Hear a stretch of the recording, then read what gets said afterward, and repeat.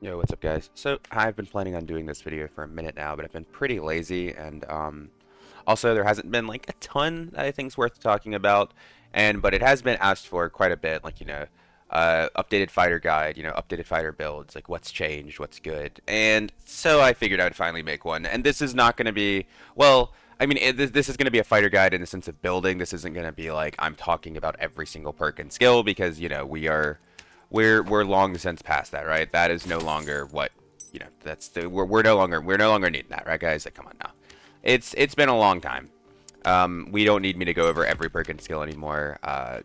Just go read them for yourself if you really need that. So start off with also, wait here, very cool feature. I don't know if you guys know this exists, but you see this right here. You have like gear slots you can put in your Squire, and you can like swap them. It's really nice. But yeah, just to say I will be going over a couple kits. Start off with, you see something like this. I have an arena kit here, which I'll probably mention too, unless I forget. And then lastly, I'll go over a kit I've been using for solos, which is like they're not particularly crazy. There's nothing super special there, but the kits I will not go over. I'm just gonna tell you guys this right now in case you're looking for it. I'm not gonna talk about Lantern Shield Warhammer. I'm not gonna talk about Demon's Glee. Probably not gonna talk about Chris Dagger or Morningstar or any other weapon than Arming Sword, really, because this is the only weapon I feel like you should be using in like an actual serious game. Like technically, yes, you could use Morningstar. Technically, yes, you could use Warhammer or Rondell or Demon's Glee, but I don't think any of those are good. Oh, I don't think any of those are better than the actual like Arming Sword Heater. I will say with this build, like you have much worse fighting potential, just like in a straight up M1 fight. However, when you are running this, you have the potential to outplay basically every melee class in the game and beat them. And the thing is, just before I get into it, talk about these builds a little more. The Lantern Shield Warhammer and the Rondell Fighter and the Demon Sleeve Fighter, what those are best at killing is other fighters. Or, just generally like other tanky melee classes, which ends up being fighter, because fighter's the one that can't really deal with that WM1 damage, like a barbarian can with, a Warmaul or Reckless, or a Bard can by using their own Rondell and Shriek of Weakness and out DPSing you or crossbow kiting you, stuff like that. Fighter is the one that ends up beating. So if you are running a build on Fighter to counter other fighters, I mean, it's just, it's probably not very intelligent. But anyways, to get into the build, so start off with this right here, something super generic, not very complicated. It's very, as you see, it's just kind of like HP, decent move speed, decent action speed, and then PDR, magic res, phys power. Nothing really like I'll show you the gear here, but nothing really complicated. Um, the one thing I will recommend now is with the armor rating buff. Armor rating as a stat is much better. For one reason being, obviously, it just gives you more armor now, right? Since they've changed the curve, it feels a lot better. So I've been, as you see, I mean, I have a lot more armor rating on my gear. And then two, I'm actually back to running Defense Mastery because I do think this has actually been quite good now. Like, as you see, I'm at 56%. I take this off, I go to 52.2%. This does give a decent more armor. Before the patch, it was like 2 to 3% tops. Now in like a good high armor kit, it's up to 4 to 5%. And this isn't even that high. You see, I mean, I have like heavy leathers on, I have light gauntlets, dark cuirass, barbuda. Like my armor's actually pretty low comparatively for a fighter kit. I have, like the kit I'll show you in a minute, which I'll probably have to build because I don't have one. I usually end up running like 60% plus because I've been playing a lot of solos, and in solos, I like having that 70-75% PDR because a lot of what you fight in solos right now, barbs, fighters, druids. Yes, there's the occasional wizard and sork. However, I mean, if you're fighting a sork, you're probably just going to lose anyways. That class just hard counters you. It kind of is what it is. It's not like unwinnable, but it's like 90-10 basically. But anyways, yeah, I've been really, really liking Defense Mastery. I do think the extra PDR has been very, very helpful.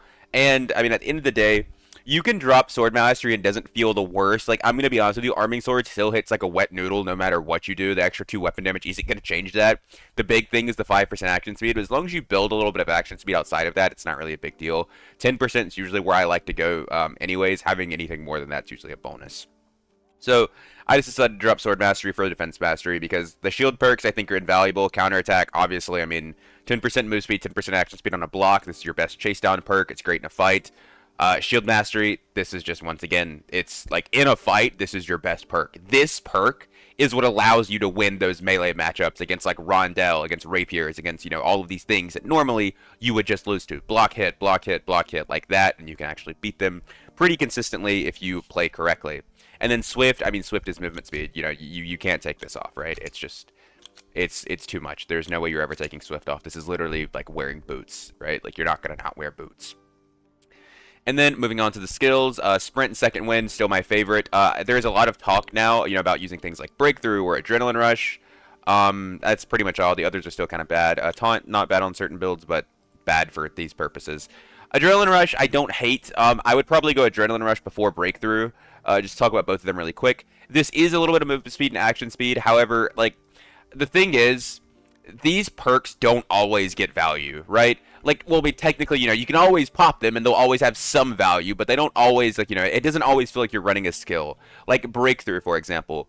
The big problem with Breakthrough in my mind is, like, yes, you ignore movement speed debuffs for 12 seconds. However, if you're taking this over Second Wind, you don't have that heal. So even if you're ignoring the movement speed debuffs, they're still hitting you and they're still killing you. So by the time you make it to the fight, like, maybe you make it there a little bit faster, but you're also making it there with less HP because you didn't have Second Wind. Adrenaline Rush, exact same thing.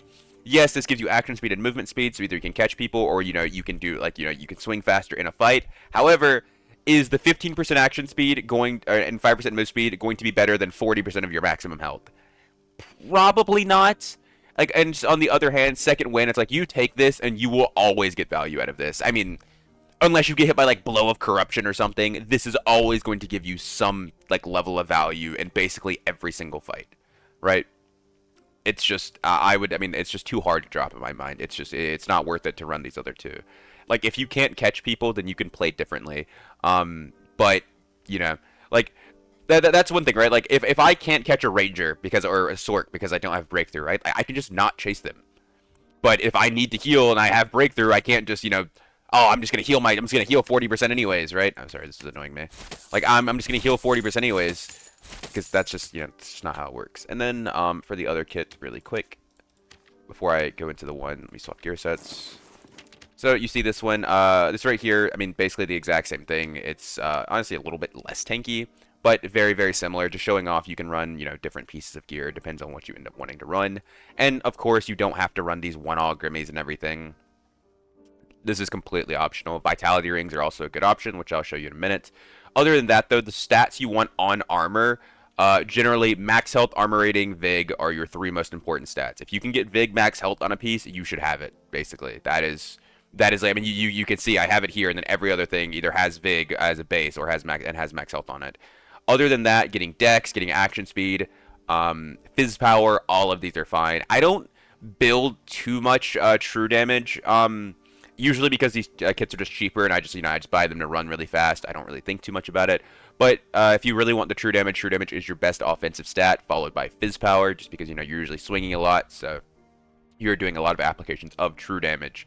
Other than that, action speed, like I said, you always want some like decent level. 10 plus is the goal. Getting as much as you can is ideal. Normally, I will sit around 10%. That's a little bit higher because I had up Buddha, because I don't know if I got this kit off somebody I killed or not, or I just like threw it together with pieces I had. But I wanted to try something, and normally I would run a little bit more PDR and a little bit more move speed. This isn't really as much of a solos kit. This is more of like a duos or a trios thing. However, it could work in solos. And then go store this really quick. What is this? That's good enough. Swap gear sets. All right, put that in. So I probably wouldn't run this on the kit. Actually, yeah, let me just throw this up because I probably would not run this on one of the kits I'm gonna build. All right, there we go. Okay, so not trading post. So to start off with, Crusader Helm is the one I like to go for. I think Crusader Helm is just the best helmet in the game per fighter, and then health and PDR. Once again, like, you're gonna see the prices are gonna be really high for these items just because it's end of the wipe. That's how things are. Prices go really high in wipe, especially with the removal of Goblin Merchant, because there's gear getting deleted constantly. You can't keep pulling gear out that's not taken, so a lot of gear is getting deleted. Also, just people are buying stuff up for Arena, not farming as much. All of these things combine into making prices of gear quite high. Then Find Curious is what I've been using. Once again, same thing. I just go purple, and then I just go like health, not max health, not magic healing. I just go like health, and you can go like armor, you can go PDR, just whichever one really ends up working better for you, whichever one you find it to be cheaper. And I'll just go for this one because it has 10 armor rating. And then you don't have to gym these. I will. I'll do that at the end, but you don't have to gym these. It's entirely optional. Excuse me. Obviously, if you gym them, they're going to be better. So I recommend it. However, that's just an extra level of like gold that you're going to have to spend, which I don't always want to do, I mean, if you get like a really good piece, you don't have to, like this right here, like that's not getting gemmed, bro. Like, I mean, that's like 2 decks format. I mean, yeah, like I don't need to gem that, right? And then lastly, I will go Lightfoots, because the thing is, in solos, you do always need some level of speed. Just go move speed bonus, because it's usually cheaper. This, and then I will just go like health bonus, right? Because this is usually a lot cheaper. Yeah, right there, boom. And almost all max rolls. And then you see your magic res is in the negatives. However, if you get a single magic res roll on any piece of gear, this brings you up to like 6%. Like, just for reference, like I could just do this. I know this is gonna look really stupid, I'm sure, but like just, you know, bear with me. And I go 3 magic res on this, and I'm up to 0.5%, so I'm out of the negative, so I'm not taking bonus damage. So, boom, just like that. Then you see 293 move speed, which is actually a little bit slower than normal because I have a fine cuirass on. You could easily swap this for a dark cuirass, dark plate, the frostlight one, whatever you really want. Entirely optional. You could also go for things like, you know, agi pieces for some reason if you want to do that. And then I usually just go for like action speed. Wow, that really work. Why are all these true magic? It's so weird. And where's the one I could gem? I saw one here I could gem somewhere that had like a decent roll. I'll just grab this one. Wait, that was... Okay, yeah, I can gem the true magic off. Get this, and then I go vitality rings. Epic, 1 all, no action speed on these. I'll just go like, I mean, I could go, You know, let's get the cloak first, just so I can see how much PDR I end up having, so I decide what I want to roll on those. Cloak, same thing, HP, physical damage reduction. Alright, there's a good one. You see this, I end up being, with 59%. Action speed is low, so I'm going to be gemming action speed on my rings. And I will have 1 all, so I'll end up getting a decent bit more. Plus all, action speed.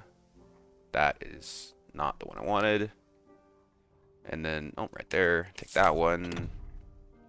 And then, I think I actually don't want any that have, like, the true gemmed on it. I want one that's just, like, you know, this. Put this on, you see 8.6, 59.9. And then you go back, and then you can gem all of your pieces if you want, which I will do just to show you guys. This right here, I will just roll action speed. Boom. Right here, same thing, because I love action speed. Action speed is very, very nice to have. Always recommend it. You could never have too much action speed on fighter. Trust me. And these right here, you could probably, like, I don't really, like, add fizz, like, whatever. I would just go max HP. Like, who even cares, bro? You know what I mean? Like, honestly, who even cares? And then MDR, let's see what I want here. If I need these stats, I mean, action speed's good. PDR is, like, pretty good. Like, this is all fine. You could gem whatever you wanted on this last stat. You could go PDR, armor rating, action speed. You could go true fizz, even though it wouldn't matter. You can go max health, which is probably just the best thing to go here, and I will do that. Just go 1 to 2 max health, and I don't have any emeralds, so I'm going to go buy some of those.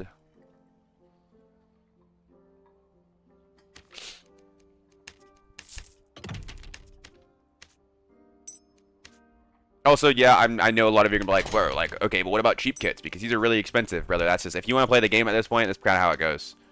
Like, the game is just, it's an expensive game when you get to the end of the wipe. And, I mean, like, yeah, I'm not expecting you guys to have hundreds of thousands of gold lined up like I do. However, the thing is, you can run this kit, you can get infinite value out of it. I mean, maybe not infinite, but, I mean, I've killed people in, like, literal bis. And, like, literally, like this kit right here, this druid kit that's sitting in my stash, like, you know, this literal bisulations. I mean, I've, like, literally, this is what I killed it in, a kit just like this.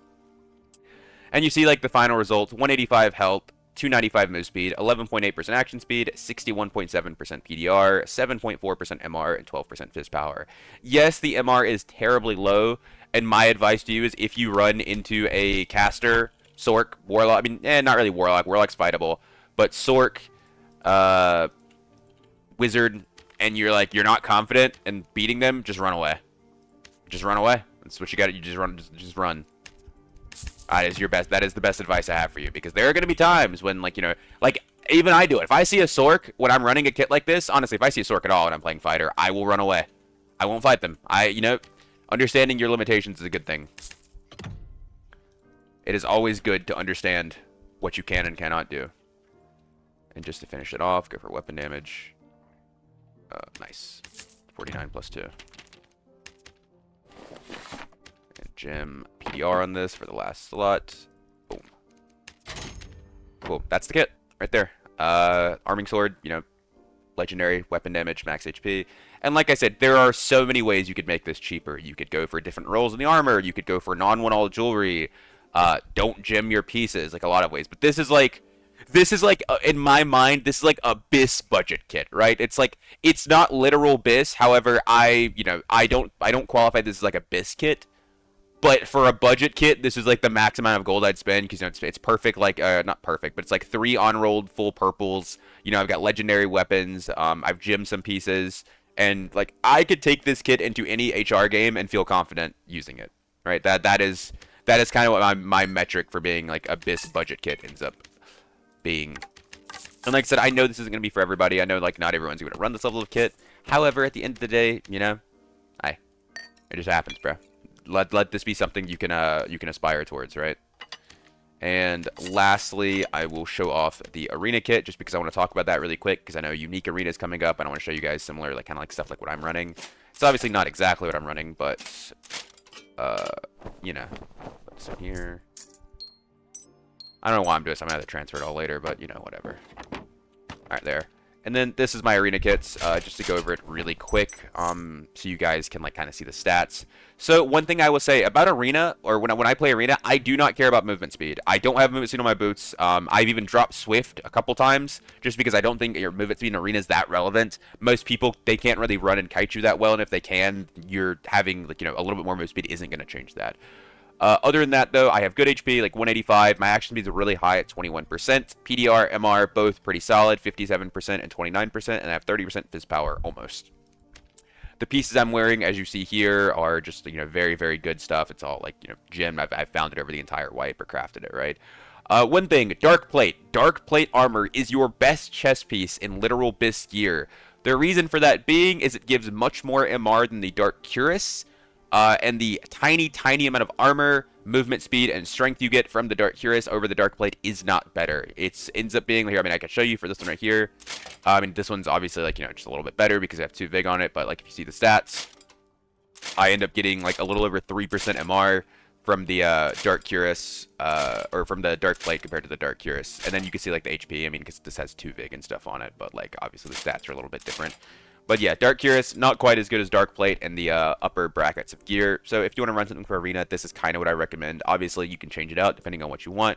More action speed, more power, more move speed, stuff like that. However, this is, in my mind, very, very good gear for Arena. And with that being said, I think that's going to wrap it up for the video. I'm not really sure if I forgot anything. I hope I didn't. I probably did. But anyways, yeah, that's kind of like an updated building guide for Fighter.